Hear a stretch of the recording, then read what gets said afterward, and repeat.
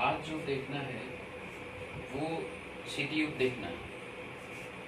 Polity जो first chapter है उसका शीत युद्ध देखना है। शीत युद्ध का जो लास्ट सब टॉपिक है भारत और शीत युद्ध, इसमें देखना है क्या भारत का जो शीत युद्ध में भूमिका है, या भारत और शीत युद्ध के दौर में भारत ने क्या क्या किया था। तो भारत को शीत युद्ध के दौर में देखने के लिए इसके दो चीज को देखना पड़ेगा। क्या दो चीज? एक तो इसकी भूमिका, एक तो है इसकी नीति। ये दो चीज है जिसको आपको देखना होगा, समझना होगा।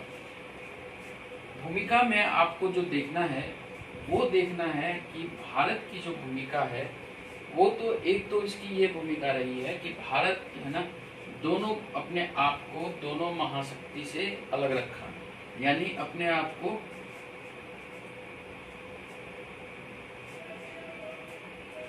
दोनों महाशक्ति से अलग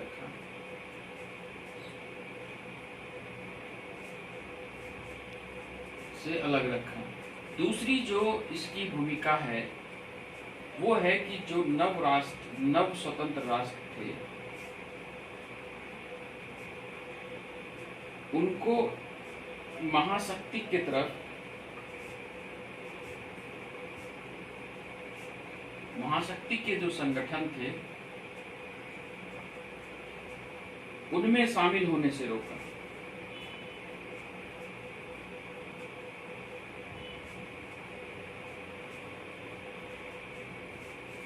और भी हो सकते हैं, तीसरा भी हो सकता है क्या कि जो ये राष्ट्र है, नव स्वतंत्र राष्ट्र हैं, इनके जो मुद्दे हैं उनको क्या किया, अंतर्राष्ट्रीय स्तर पर भारत ने उठाया।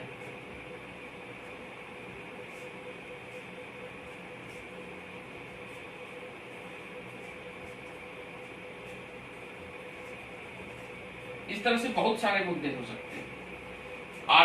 इनके जो आर्थिक मुद्दे हैं उनको उठाया। अब नीति की बात करते हैं, ये भूमिका की बात हो गई, अब नीति की बात करते हैं। तो भारत की जो नीति है वो नीति क्या रही होगी शीत युद्ध के दौर में? तो एक तो आप ये देखोगे कि भारत ने हमेशा युद्ध से अपने आप को अलग रखा। भारत ने युद्ध से अलग रखा, अपने को युद्ध से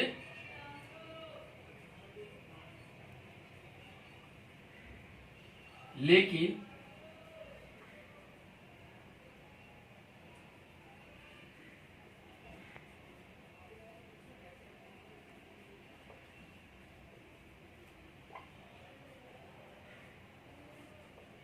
युद्ध विराम क्या है? युद्ध विराम में हस्तक्षेप करता रहा, यानी मध्यस्थता की भूमिका निभाया।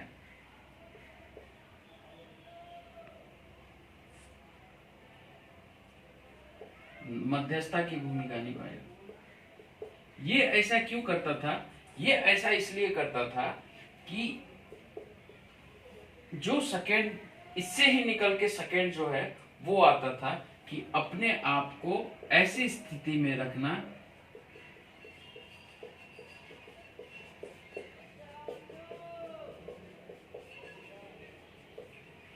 कि जरूरत पड़ने पर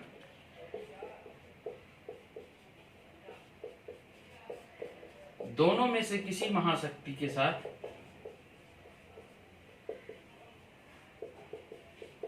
किसी भी महाशक्ति के साथ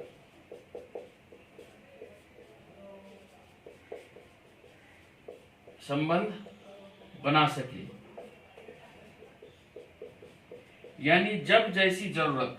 इसका मतलब ये होता है जब जैसी जरूरत तब उसके हिसाब से हम अपनी महाशक्ति के साथ, जैसे अभी अगर मान लो कि अभी वर्तमान में देखें तो जो भारत सरकार है ना वो आप देखोगे कि अमेरिका को ज्यादा तरजीह दे रही है।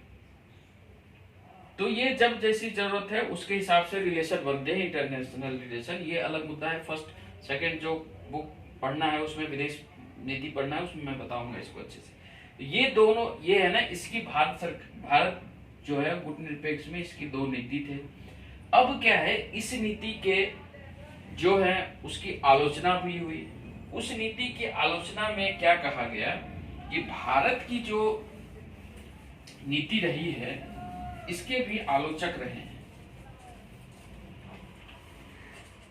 अच्छा, ये एक चीज और है कि इसमें एक चीज और मैं बता ही देता हूं कि भारत की जो ऐसी पॉलिसी रही है मध्यस्थता की भूमिका में, इससे एक चीज और बाहर निकल के आता था, वो ये होता था कि अपने हिसाब से, है ना, अपने हिसाब से, जो मैं बता दिया, अपने हिसाब से, अपनी जरूरत के हिसाब से जैसे हो वैसे हम उस दूसरे देश के साथ अपने आप को ढाल सके। उसका मतलब यही हुआ। और यहाँ पे जो इसकी नीति है ना, ये जो नीति है इसकी आलोचक भी थे। इसकी आलोचना कैसे की गई? इसकी जो आलोचना की गई थी वो भी किए गए थे इस स्तर पे कि भारत की जो नीति रही है वह कैसी रही।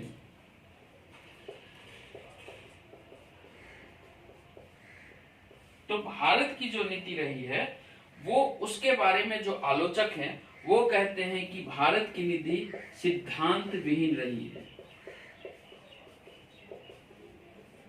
क्या मतलब? सिद्धांत विहीन रही है। भारत के जो आलोचक रहे हैं वो, उनका कहना है कि भारत की जो नीति है या भारत की नीति क्या थी? गुट निरपेक्ष। ये जो नीति रही है ना वो सिद्धांत विहीन रही है। कैसे सिद्धांत विहीन रही? तो भारत तो कहता था कि गुट निरपेक्ष होंगे, हम गुट निरपेक्ष हैं, ठीक। क्या ये गुट निरपेक्ष रह पाया था? तो दूसरा चीज इसका कहना है कि आप देखोगे कि 1971 में भारत ने सोवियत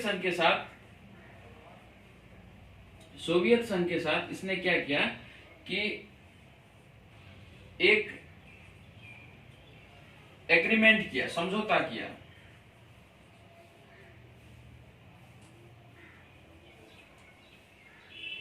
वो समझौता जो था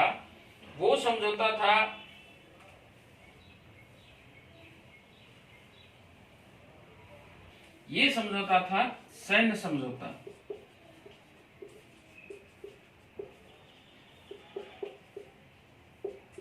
और आपको याद होगा कि 1971 में जो बांग्लादेश को आजाद कराने में भारत ने महत्वपूर्ण भूमिका निभाई थी। तो 1971 में भारत के पड़ोसी राज्यों में ऐसी स्थिति उत्पन्न हो गई थी। उस स्थिति उत्पन्न होने के वजह से भारत ने रूस के साथ ये समझौता किया था, ठीक है ना। वो परिस्थिति ऐसी थी। लेकिन चूंकि पाकिस्तान भी, आप देखोगे जो एक सेंटो एग्रीमेंट हुआ था, वो साउथ ईस्ट एशिया नेशन जो है उसका एग्रीमेंट जो हुआ था, तो बगदाद पैक्ट भी उसको कहते हैं, उसमें पाकिस्तान था, ईरान, इराक, ब्रिटेन ये थे। तो ये तो हुआ था 1954 में ही। तो ये पाकिस्तान तो अमेरिका के साथ उसी समय से रह रहा है। भारत ने यहाँ आके किया है किसके साथ? सोवियत संघ के साथ। ये आलोचना रही है कि आप सोवियत संघ के साथ सैन्य समझौता कर रहे हैं और आपने आपको गुट निरपेक्ष बता रहे हैं। ये एक आलोचना का पक्ष रहा है और एक ये आलोचना, दो पक्ष रहे हैं जो प्रमुख हैं। अब जो इसका देखना है टॉपिक तो खत्म हो गया, शीत युद्ध खत्म हो चुका है। इसका अब देखना है क्वेश्चन आंसर, जो क्वेश्चन आंसर अभी मैं डिस्कशन करता हूँ।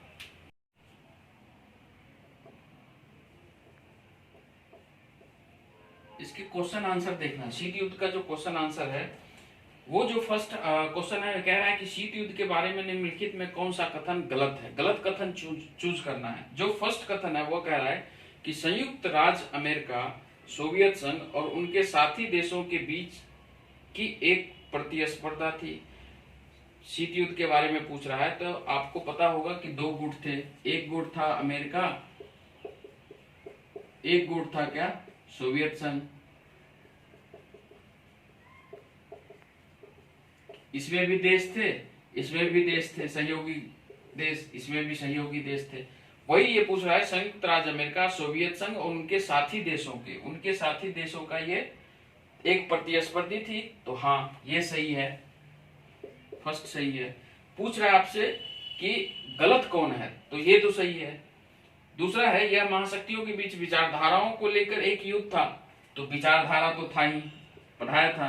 एक था क्या, लोकतंत्र, उदारवाद और पूंजीवाद। एक था समाजवाद और साम्यवाद। ये विचारधारा की लड़ाई थी, ये भी सही है। कह रहे शीत युद्ध ने हथियारों की होड़ शुरू कर दी, हाँ हथियारों की होड़ शुरू कर दी थी, ये भी पता है आपको। फोर्थ है, अमेरिका और सोवियत संघ सीधे युद्ध में शामिल थे। सीधे युद्ध कहीं नहीं हुआ, कोरिया युद्ध, वियतनाम युद्ध, हंगरी का युद्ध, या मिस्र में सुएज नहर के राष्ट्रीयकरण में, ये जितने भी युद्ध हुए हैं, जहां जहां कांगो, कहीं भी ना सोवियत संघ, अफगानिस्तान, कहीं भी ना सोवियत संघ प्रत्यक्ष रूप से शामिल हुआ, ना अमेरिका। अगर ये दोनों प्रत्यक्ष रूप से शामिल होते तो तृतीय विश्व होने की संभावना व्यक्त की गई थी, ऐसा माना गया था उस टाइम। तो जो इसके आंसर हैं वो डी आंसर हैं। सेकंड क्वेश्चन है, निम्न में कौन से कथन गुटनिरपेक्ष आंदोलन के उद्देश्यों पर प्रकाश नहीं डालता है? फर्स्ट है, उपनिवेशवाद से मुक्त हुए देशों को स्वतंत्र नीति अपनाने में समर्थ बनाए। गुटनिरपेक्ष आंदोलन का अभी तो पढ़ाया था कि भारत ने उस मुद्दा को उठाया था, स्वतंत्र नीति बनाए और अपनी अर्थव्यवस्था का विकास करे, ये सही है। किसी भी सैन्य संगठन में शामिल होने से इनकार करना, ये भी सही है। गुटनिरपेक्ष का मतलब ही है कि दो महाशक्ति से अलग रहना। तीसरा है, वैश्विक मामलों में तटस्थता की नीति अपनाया, नहीं मध्यस्थता की नीति अपनाया था। तो इसके आंसर जो प्रकाश नहीं डालता है, ये इसके सी आंसर हैं। फोर्थ जो है, इसको भी देख लो, वैश्विक आर्थिक असमानता की समाप्ति पर ध्यान केंद्रित करना, ये तो हो ही नहीं सकता। जो थर्ड क्वेश्चन है वो कह रहे हैं कि नीचे महाशक्तियों द्वारा बनाए सैन्य संगठनों की विशेषता बताने वाले कुछ कथन दिए गए हैं। प्रत्येक कथन के सामने सही या गलत चिन्ह लगाना है, सही या गलत का चिन्ह। फर्स्ट जो स्टेटमेंट है वो ये कह रहा है, गठबंधन के सदस्य देशों को अपने भू क्षेत्र में महाशक्तियों के सैन्य अड्डे के लिए स्थान देना जरूरी था। यस, जरूर था, आपने पढ़ा होगा। भू क्षेत्र, 4 चीज थे, है ना, उसमें एक भू क्षेत्र था, तो इस तरह से था। उसके बाद है, सदस्य देशों को विचारधारा और रणनीति दोनों स्तर पर महाशक्ति का समर्थन करना था। विचारधारा और रणनीति दोनों माना ही जाता था कि जो जिस देश में जिस महाशक्ति में जितने देश आएंगे, ऐसा माना जाएगा कि उस विचारधारा के जो देश हैं उनकी संख्या ज्यादा है और वो विचारधारा उतनी ही अच्छा है। जिसके जितने फ्लोअर होंगे देश, वो विचारधारा उतना ही अच्छा है। यही कंसेप्ट था, एक कंसेप्ट ये भी था। सी जो है, जब कोई कह रहा है कि जब कोई राष्ट्र किसी एक सदस्य देश पर आक्रमण करता था तो इसे सभी सदस्य देशों पर आक्रमण समझा जाता था। यस, ये भी सही है। क्यों? क्योंकि नाटो की जो स्थापना हुई थी वो इसी कंसेप्ट पे, उसी तरह इसके अगेंस्ट में वार्सा जो पैक्ट हुआ था वो इसी कंसेप्ट पे बना था। वार्सा और नाटो कि एक देश पे जो हमला है वो माना जाएगा कि सभी देश पे हमला है और सभी देश मिलके उस देश के विरुद्ध कार्रवाई करेंगे। जो फोर्थ है, इसमें कह रहा है कि महाशक्ति सभी सदस्य देशों को अपने परमाणु हथियार विकसित करने में मदद करती थी, नहीं। एक जो एनपीटी समझौता है उसके बारे में आपको पता है कि उसमें कहा गया कि 1 जनवरी 1967 से पहले जिस देशों ने परमाणु हथियार बना लिया है या परीक्षण कर लिया है, वही देश को परमाणु परीक्षण या परमाणु हथियार आगे बनाने का अधिकार है, बाकी देशों को नहीं है। इसलिए भारत ने इस पे साइन नहीं किया, तो ये गलत है। ठीक है, अब है फोर्थ है, नीचे कुछ देशों की एक सूची दी गई है, प्रत्येक के सामने लिखे कि वह शीत युद्ध के दौरान किस गुट से जुड़ा था।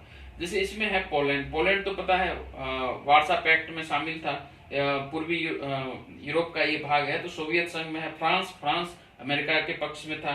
जापान अमेरिका के पक्ष में था। और उसके बाद नाइजीरिया तो गुटनिरपेक्ष में था। उत्तरी कोरिया तो साम्यवादी देश है, तो इसके वजह से सोवियत संघ वाले गुट में था। और श्रीलंका गुटनिरपेक्ष में था। जो नेक्स्ट क्वेश्चन है वो है, शीत युद्ध से हथियारों की होड़ और हथियारों पर नियंत्रण, ये दोनों ही क्रियाएं पैदा हुई। दोनों की प्रक्रिया के क्या कारण थे? तो आपको मैं बताया था कि हथियारों का नियंत्रण, अस्त्र नियंत्रण, और एक बताया था अस्त्र परिसीमन। ठीक है ना। इस टॉपिक को आप देखोगे ना तो आपको पता चल जाएगी, एक क्वेश्चन क्लियर हो जाएगा हथियारों की होड़ क्यों हो रही थी और नियंत्रण साथ साथ क्यों चल रहा था, ये आपको वहीं से पता चल जाएगा, आप पिछले वाले वीडियो देख लेना। उसके बाद जो क्वेश्चन है उसमें कह रहा है कि महाशक्ति छोटे देशों के साथ सैन्य गठबंधन क्यों रखती है, 3 कारण बताइए। तो 3 कारण भी आपको मैंने बताया था, क्या? तो संसाधन, भू क्षेत्र, है ना,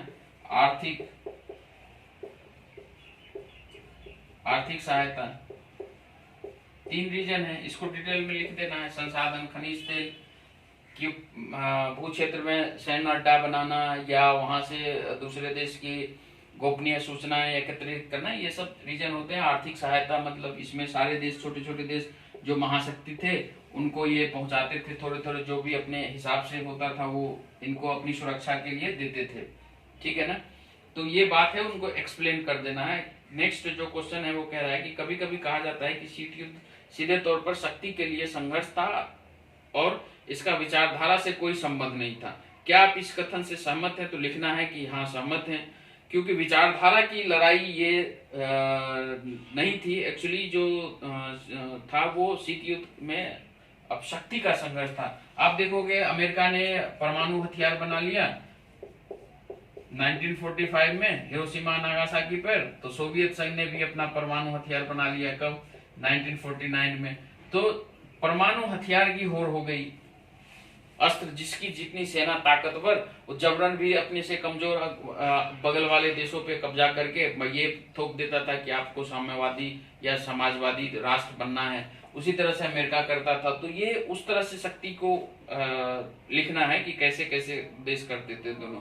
जो नेक्स्ट क्वेश्चन है वो कह रहा है कि शीत युद्ध के दौरान भारत की अमेरिका और सोवियत संघ के प्रति विदेश नीति क्या थी? क्या आप मानते हैं कि इस नीति ने भारत के हितों को आगे बढ़ाया? तो अभी जो लास्ट में जो एक्सप्लेन किया हूं उसी को इसमें लिख देना है कि कैसे इसने भारत को आगे बढ़ाया। चेक एंड बैलेंस की नीति अपना के कैसे अपने को गुटनिरपेक्ष रखते हुए दोनों देशों के साथ अपनी आवश्यकता के हिसाब से लोग बैलेंस रखते थे। उसके बाद देखना है क्वेश्चन, गुटनिरपेक्ष आंदोलन को तीसरी दुनिया के देशों ने तीसरे विकल्प के रूप में समझा। जब शीत युद्ध अपने शिखर पर था तब इस विकल्प ने तीसरी दुनिया के देशों के विकास में कैसे मदद पहुंचाई? ये आपको जो देखना है इसमें, वो मैं एक चीज समझा देता हूँ, बाकी आप लोग बुक पढ़ेंगे तो पता चल जाएगा। जो तीसरी दुनिया किसको कहते हैं वो मैं समझा देता हूँ। तो फर्स्ट 3 दुनिया, इसमें अगर तीसरी दुनिया लिखा गया है, तीसरी दुनिया है ना, तीसरी दुनिया ही है तीसरी दुनिया, तो इसका मतलब दूसरी दुनिया भी, और क्या पहली दुनिया भी। तो जो विकसित देश होते हैं ना, इसको मान लेना है पहली दुनिया, ठीक। जो विकासशील होते हैं उसको मान लेना है दूसरी दुनिया। जो अल्प विकसित होते हैं उसको मान लेना है तीसरी दुनिया, ठीक है। हालांकि भारत को भी रखा गया है अल्प विकसित में ही, तीसरी दुनिया में। खैर वो दूसरा चीज है, उसको अलग से समझाऊंगा कभी। तो इसमें ये चीज कहा गया है कि तीसरे विकल्प के रूप में तीसरी दुनिया के देशों ने तीसरे विकल्प के रूप में समझा किसको? गुटनिरपेक्ष आंदोलन। अभी बताया था जो नव स्वतंत्र राष्ट्र होते थे वो गुटनिरपेक्ष में शामिल होते थे। तो क्यों होते थे? अपने आप को संप्रभु रखने के लिए, अपनी नीति खुद बना सके, विदेश नीति है ना, अपनी संसाधनों का खुद दोहन कर सके। इसको एक्सप्लेन करना है अपने हिसाब से। जब शीत युद्ध अपने शिखर पर था तब इस विकल्प ने तीसरी दुनिया के देशों को विकास में कैसे मदद की? तो विकास में कैसे मदद की अभी बताया, भारत ने उसमें क्या भूमिका निभाई थी, अंतर्राष्ट्रीय स्तर पे उसके आर्थिक मामलों को उठाना, या जो नव स्वतंत्र राष्ट्र थे उन पे फिर से अगर कोई राष्ट्र, ब्रिटेन या फ्रांस जैसे राष्ट्र ने दोबारा उस पर कब्जा करना चाहा तो उसकी मुद्दा को भारत उठाता था। ये सब एक्सप्लेन करना है उसमें। नेक्स्ट क्वेश्चन है, गुटनिरपेक्ष आंदोलन अब अप्रासंगिक हो गया है, आप इस कथन के बारे में क्या सोचते हैं? आपने अपने उत्तर के समर्थन में तर्क प्रस्तुत कीजिए। तो ये बताना है आपको कि गुटनिरपेक्ष जो आंदोलन है ना वो आज अप्रासंगिक नहीं है। क्यों नहीं है? तो आपको पता होगा कि सबसे पहले तो इसके बारे में आप जब ये क्वेश्चन लिखना तो आप गुटनिरपेक्ष के बारे में लिखना कि कब क्या स्थापना कैसे हुई, ये आप लिखना, इसके उद्देश्य क्या है वो लिखना। और अभी हाल में जो 18वां गुटनिरपेक्ष आंदोलन हुआ है वो हुआ है 25 से 26 अक्टूबर 2019 को। वो हुआ है कहाँ? वो हुआ है बाकू। बाकू कहाँ है? ये है अजरबैजान। अजरबैजान की राजधानी है बाकू। तो बाकू में अभी 18वां सम्मेलन हुआ था, कब? लास्ट ईयर 2019 में। तो ये जब तक प्रासंगिक नहीं है तो क्यों अभी तक ये सम्मेलन हो रहा है? और इसमें क्या है कि आप देखोगे कि 120 कंट्री हैं, अभी भी 120 कंट्री हैं। तो ये देखना है कि अप्रासंगिक नहीं हुआ। दूसरी बात क्या है, आपको जो अजरबैजान है उसकी लोकेशन अगर देखना हो मैप पे, मैं बता देता हूँ। जो कैस्पियन सागर है ना, कैस्पियन सागर, इससे लगा हुआ यहाँ पे कंट्री है अजरबैजान। यहाँ पे है इराक, ईरान। यहाँ पे आप देखोगे तो इधर से है रसिया,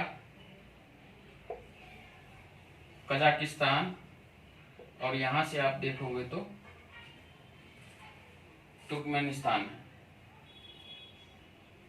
ठीक है ना, 5 कंट्री लगे हुए हैं जिसमें अजरबैजान भी है।